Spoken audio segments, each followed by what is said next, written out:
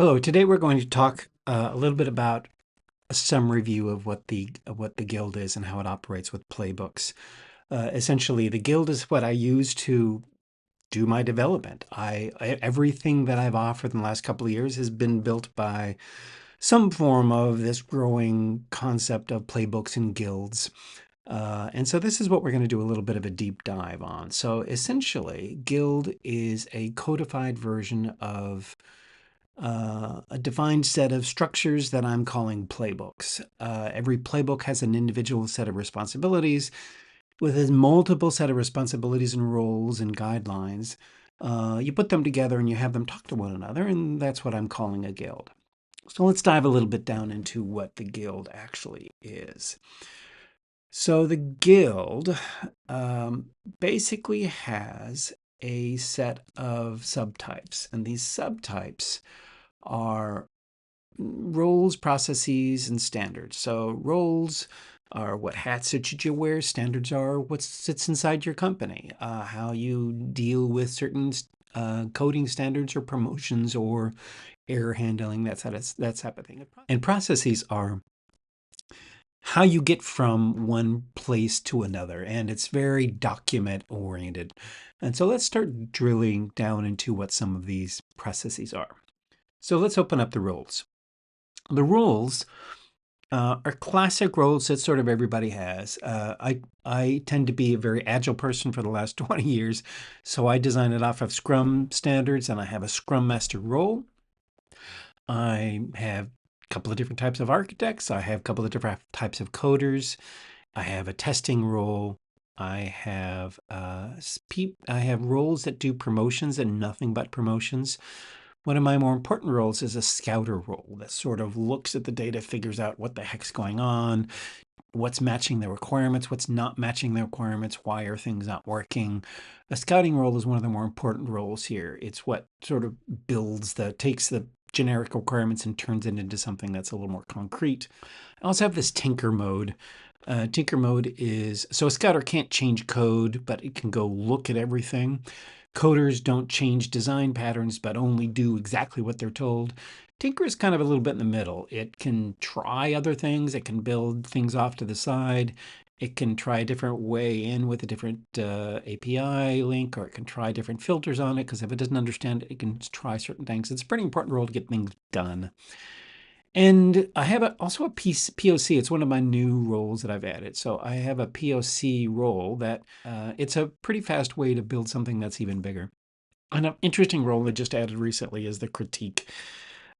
Basically, it's somebody who's looking at what things are being committed and tested and saying, are we matching what we think we are? So every now and then this critique rolls up and says, what are we doing? Does it look like we're following the right standards? Are we kind of headed towards the mission? A Scrum Master is kind of that role, but Scrum Masters are binary. You did this or you didn't do this. The critique is a little more English-based, tries to understand, are we doing things right? So those are the roles that I use. You can be in only one role at a time, and in each one of these has a playbook. Each role has a playbook to say, how does it operate and how does it think its responsibilities are.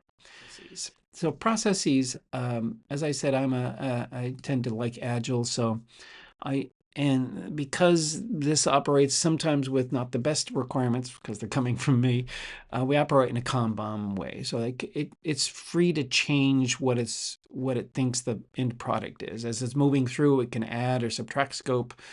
And that's kind of paramount to how the flexibility of how this thing operates. As long as it's fitting in with the main story, it can add stuff to the board and get more stuff done, and it can drop things as it finds things change. Architects tend to do that. Scouters tend to do that. Coders can't do that.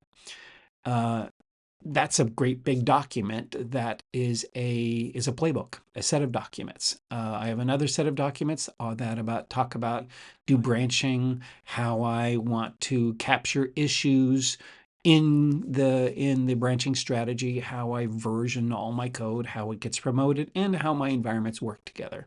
So it's kind of this orchestrator of how things move around. I also have an entire Jira-like tracking system. This is kind of the fundamental part of how the guild knows what to do. You say, let's go create a new feature. Let's go create a new issue. I have a bug. And you drop it in and you define it. And then as it goes through, it opens up a Kanban style board and finishes the processes. So core to how this whole operation works, it's got a set of canned documentation that it can't update all the processes, but everything it does through issue tracking is a set of documentation that it puts down on a disk. It doesn't try to remember it. It stores everything in disk, and it's constantly going back and forth between writing what it thinks it should do and checking in with, is it doing what it thinks it does? This is how it keeps hallucinations at bay.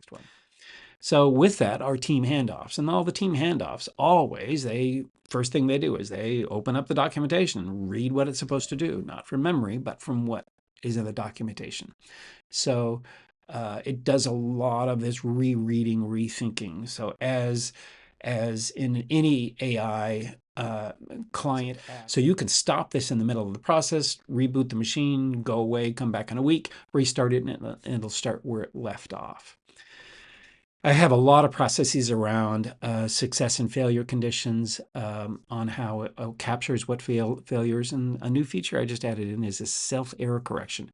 As it tries to do things and it succeeds or fails, like trying to check in and the check-in process fails, it writes that this is an internal error. And it tries maybe a different bash command or tries a different terminal. And as it's going exploring these issues, it's always updating the things that it gets wrong. And then I have a set of commands that I can go tell it what to do to go refill that. So that's what processes are. They're core to how I interact with it.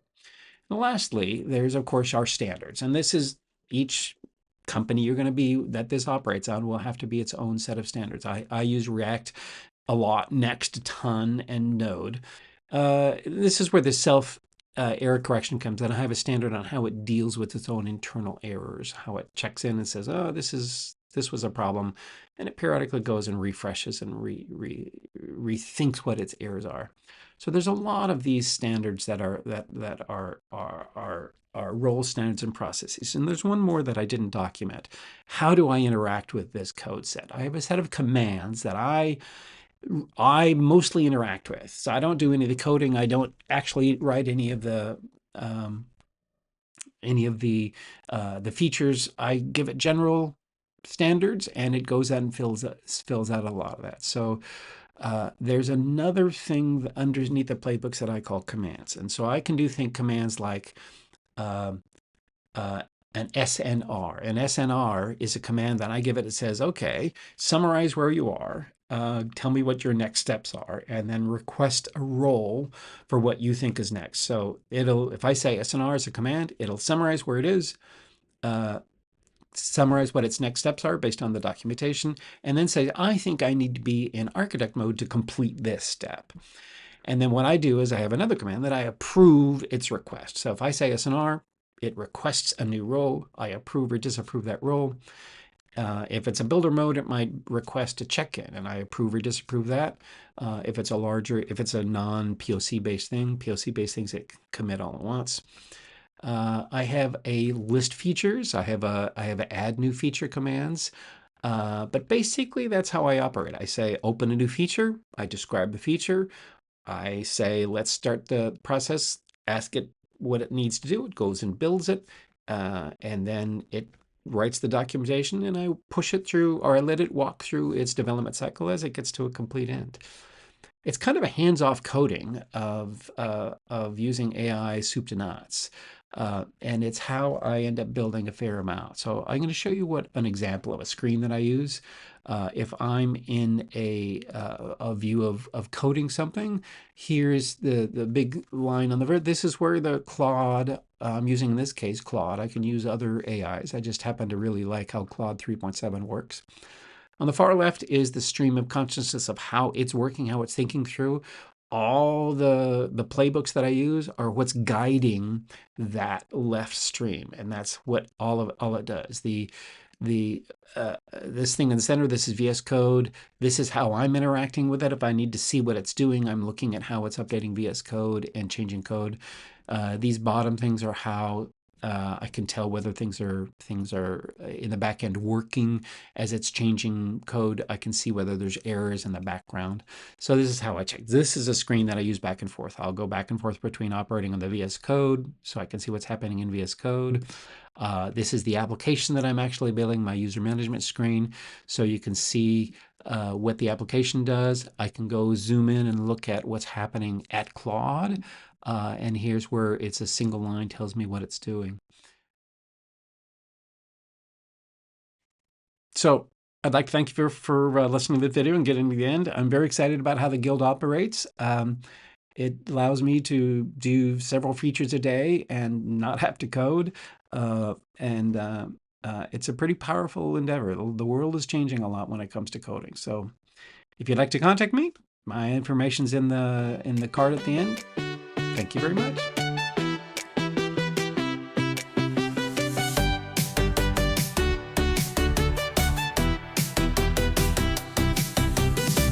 I woke up in the digital stream, dreaming in code and candy beam. Zeros and ones, they talk in tune, dancing stars in